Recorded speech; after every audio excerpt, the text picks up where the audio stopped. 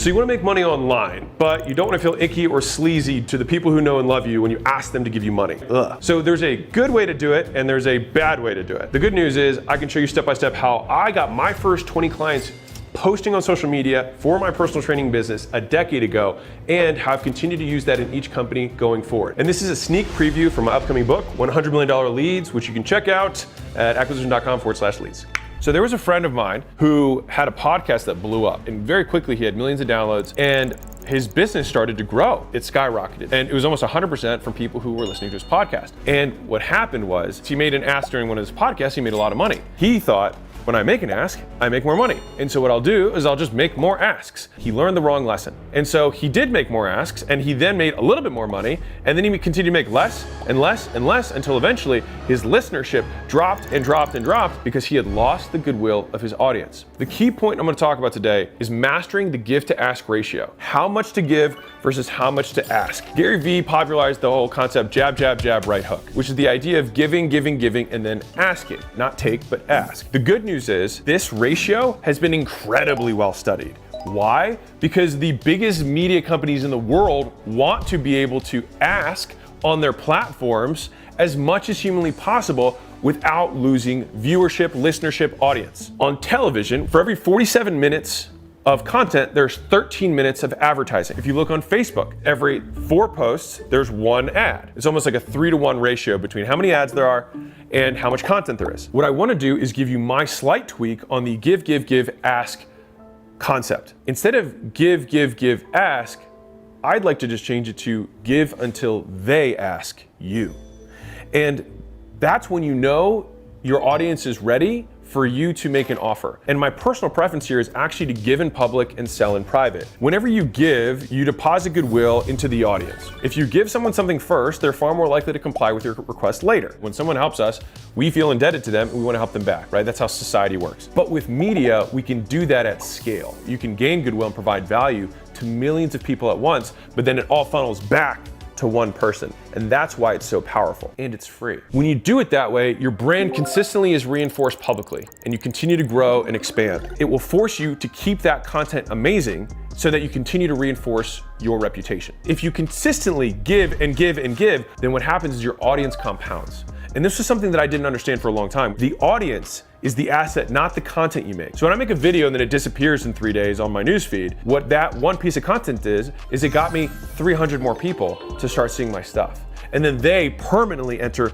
the audience, provided I don't ask too much too frequently. In the beginning, it'll be really small, and if you can hold off and you keep giving, you keep giving, you keep giving, you eventually never even have to ask publicly, because instead of asking, you just start getting. Transparently, this is something that I've now personally experienced, and I was like, I don't know, but you know what, I'll give it a shot. Let's just see if I can make a bunch of business content and see if that will attract $1 million, $5 million, $10 million profit per year businesses, not revenue, profit, so that I can invest in them and help them grow.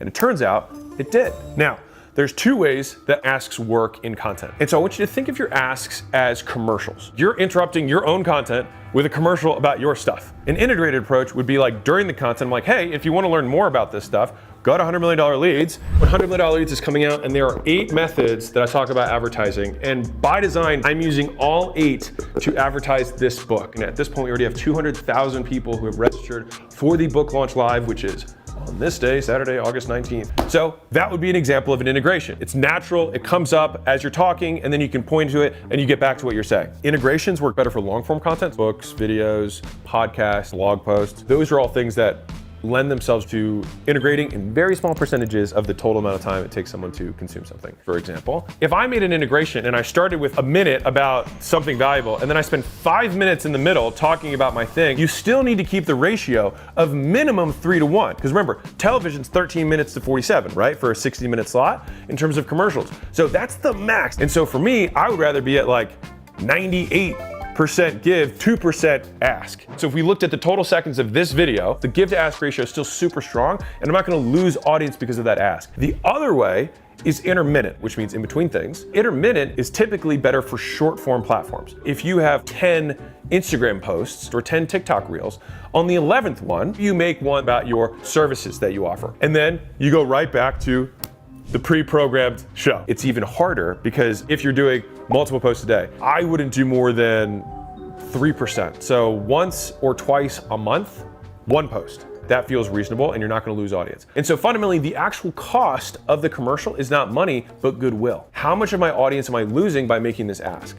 I, though, to be clear, I always wanna under ask my audience personally. So if you're new to making content, believe it or not, you've actually been providing value to certain people for an extended period of time. And so you actually do have a decent amount of goodwill. If you make your first post what I would just call like a declaration of business, which is just saying like, hey, you guys have maybe been following me for a while. You might know me, you might not, from personal, from college, from work, from out of the bars. This is what I'm doing with my life now. And I would love to give you guys something for free that would benefit you. And if that sounds cool, awesome. If not, keep following me, be posting more about this stuff. Very quick, very simple. And I was actually able to find my first public declaration of business, which is here. This is April 9th. I'm actually coming up on 10 years. I hit my decade in business. How about that shit? For those of you who know me, you know two things. One, I am terrible with all things technological. Still true. For example, I just heard about Spotify a few weeks ago. Seriously. Two, I love training/nutrition and fitness more than well a whole lot.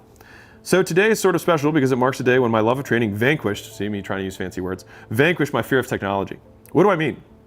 For the better part of a year, I've been taking part in a free personal training project that I would give away free personal training to anyone who's willing to give $500 to $1,000 to a cause of their choice. Give value for an extended period of time for a small group of people to prove that you know what you're doing so you can get testimonials, by the way. This way, they wouldn't have to be motivated by the same thing as me, but be motivated to give to their cause and benefit themselves. When I first introduced the idea, I was happily surprised at the amount of positive support I received. So almost a year from my first client, I now have a website to formally show some of the transformation that I've gone underway using my programming, and it's a formal means of contacting me about signing up. I currently have a few slots open on my roster, so drop me a quick note if you're interested. Thanks so much. Take a second to check out some of these ridiculous transformations in record time. Would I make this post again today? Probably not. But I'm proud of the kid who did it because I'd given value for free to people. Free because they didn't pay me. I had them pay someone else because I wanted them to value it. But making that first declaration of business post was actually how I got my first 20 paying customers. I got 20 people who messaged me because to be fair, I had always been in shape and people had known me my whole life as a guy who was always obsessed with fitness. So it made sense that I would make that my next natural thing. And so you've provided value to people for a long period of time. You can make your first post a light ask, which is just declaration and asking for support. And then you can start the business. Now, if you have no content up to that point, show them what you've been up to, and then you can make your ask. I would encourage you to make that first post because I think it'll show you it's possible. And I think if I can get you that first win, you'll be far more likely to continue. And if you're wondering, well, at what point do I fully right hook my audience and just drain it of goodwill? Real talk, part of the game is, quote, leaving money on the table. So let me give you an example. A friend of a friend had a tequila business that was pretty big. Big enough that The Rock approached him, Dwayne Johnson. And The Rock said, I would like 2/3 of your business. And mind you, when he did that, that might have been a big ask. I don't know. They said no. Now, fast forward years later, The Rock started his own tequila brand, which is now worth $6 billion. So they probably would have made out really well with that. But here's the thing. If The Rock had done that deal at that time, he might have actually lost out on what he ultimately made with Teremana. And so that means if someone says, hey, Alex, can you endorse my thing? If I say yes today, it's probably going to be a bad deal for me because in 2 years, my audience will be significantly larger, and so will yours. When you're thinking about these right hooks, there's a huge time component, and the thing is that compounding gets crazy near the end. Every time you decide to make the right hook, if you hold it, it could be 10 or 100 times bigger, 12 months, 24 months later. Could you imagine if 2 years ago when I started making content and I just started getting early engagement, my YouTube videos and Instagram, and people started DMing me, they're like, hey, can you mentor me? Which I don't do. If I had said, sure, I'm gonna do it, I would have stopped my growth curve and I would have just been just another dude. But by holding back, and it takes a lot of self-discipline, self-control, and patience, which, by the way, if you want the definition for me, operationalizing patience is just figuring out what you do in the meantime. You don't actually wait, you just figure out what you do in the meantime. Because I am in the game of making money, my goal is to always have significantly less supply than I have demand. And I always want to keep that demand because that is the holy grail of what you want, which is far more people who want to do business with you than you have capacity to do so. The strongest driver of pricing power and profits is supply and demand. When we make content, what we're actually doing is artificially shifting the demand curve in our favor. And the other side of this is that if you are the business owner, you control supply. And so you can inflate your demand and at the same time cut your supply.